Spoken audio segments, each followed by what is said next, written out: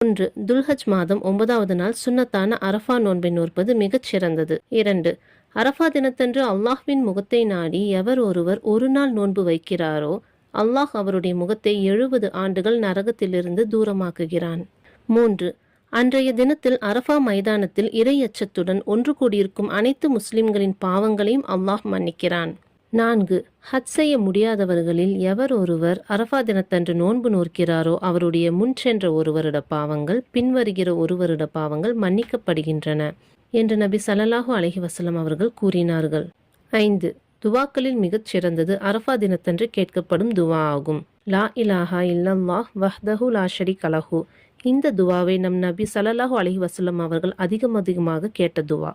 அரஃபாவுடைய நாளன்று அல்லாஹ் முதல் வானம் வருகிறான் தன் அடியார்களின் பாவங்களை மன்னிப்பதற்காக. இத்தகு சிறந்த அரஃபா நாளில் நோன்பை நோற்று அல்லாஹ்விடம் பாவ மன்னிப்பை பெறுவோம் இன்ஷா அல்லாஹ்.